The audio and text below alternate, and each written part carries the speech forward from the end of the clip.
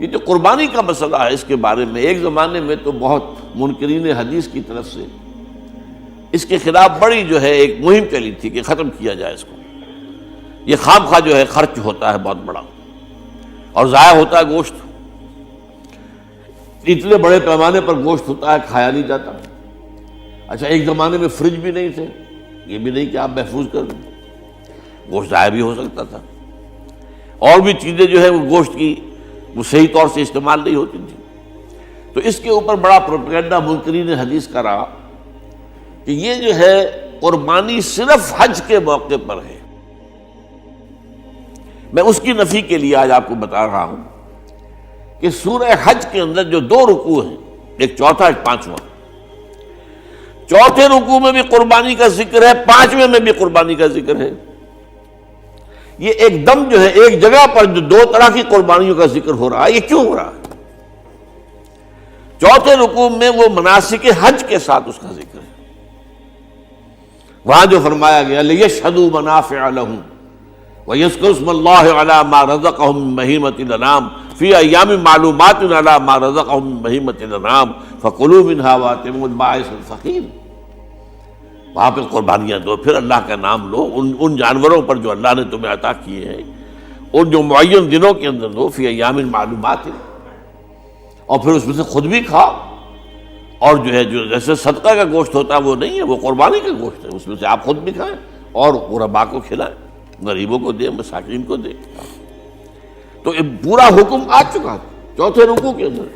پانچواں رکوع پورا کا پورا جو ہے وہ عید الاضحیٰ پر ہے میرے نزدیک۔ یہی حکمت صوم کے بارے میں ہے کہ وہاں جب ایک حکم تکرار کر کے آیا کہ پہلے فرما دیا گیا فَمَنْ كَانَ مِنْكُمْ مَرِيضًا أَوْ عَلَىٰ سَفَرٍ فَعِدَّةٌ مِّنْ أَيَّامٍ أُخَرَ، اگر بیمار ہو کوئی اور یہ یا کہ سفر پر ہو تو وہ تعداد دوسرے دنوں میں پوری کرے۔ پھر کیا وجہ دوبارہ آ رہا ہے؟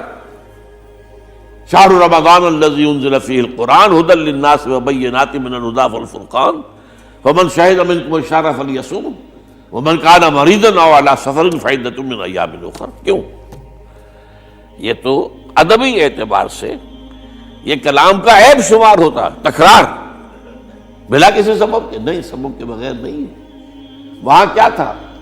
وہاں ان دو رعایتوں کے ساتھ تیسری بھی شامل تھی کہ اگر صحیح ہو اور مقیم ہو پھر بھی روزہ نہ رکھو تو ایک مسکین کو کھانا کھلا دو۔ یہ رعایت ختم ہوئی ہے رمضان کے روزے کے ساتھ، اب رکھنا پڑے گا روزہ، اور اگر بیمار ہو یا سفر پر ہو تو ٹھیک ہے دوسرے دنوں میں پورا کرو، پورا کرنا لازم ہے اس کا۔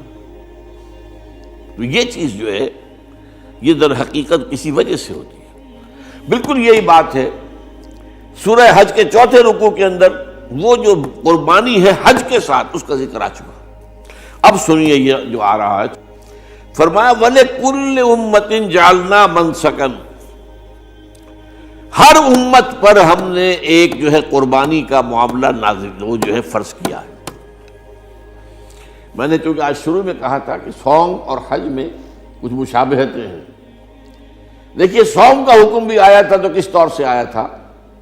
یا ایھا الذین آمنوا کتب علیکم الصیام کما کتب علی الذین من قبلکم لعلکم تتقون، اہل ایمان تم پر روزہ رکھنا فرض کیا گیا جیسے کہ فرض کیا گیا تھا ان پر جو تم سے پہلے تھے۔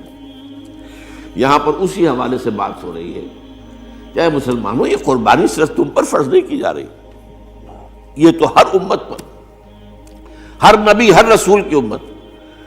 وَلِكُلِّ أُمَّةٍ جَعَلْنَا مَنْسَكًا لِيَذْكُرُوا اسْمَ اللَّهِ عَلَيْهَا، تاکہ وہ نام لیں اللہ کا، عَلَىٰ مَا رَزَقَهُم مِّن بَهِیمَةِ الْأَنْعَامِ، جو کچھ اللہ تعالیٰ نے انہیں رزق دیا ہے۔ یہ چوپائے جو ہیں حیوانات قسم کے، ان پر اللہ کا نام لے کر چھری پھیری جائے، اللہ کے نام سے ان کو ذبح کیا جائے۔ فَإِلَٰهُكُمْ إِلَٰهٌ وَاحِدٌ فَلَهُ أَسْلِمُوا۔ تو یہ جان لو کہ اس قربانی کی اصل روح کیا ہے؟ وہ یہ ہے کہ اللہ تمہارا ایک الہ ہے، اسی کے سامنے تمہیں سر جھکانا ہے۔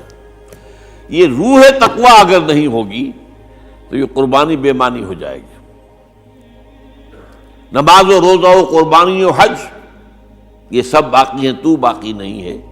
جب اللہ تعالیٰ کے ساتھ تعلق نہیں ہے تو یہ ساری چیزیں ریچولز بن جائیں گی۔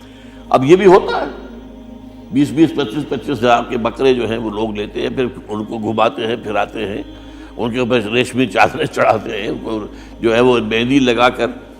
بہرحال وہ چیزیں جو ہیں یہ اظہار اس طرح کا یہ تو پسندیدہ نہیں ہے. تو یہ تو لوگوں کو دکھانے کی بات ہے اور اپنے پیسے کی جو ہے اپنی دولت کے اظہار کا ایک ذریعہ ہے. لیکن یہ کہ بہرحال قربانی انسان کرے اور یہ کہ اس کے اندر روح جو ہے تقویٰ کی وہ موجود ہوگی.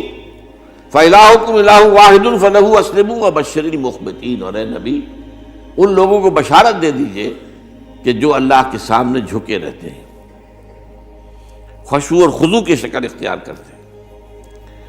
الَّذِينَ إِذَا ذُكِرَ اللَّهُ وَجِلَتْ قُلُوبُهُمْ، وہ لوگ کہ جب اللہ کا نام لیا جائے تو ان کے دل لرز اٹھتے ہیں.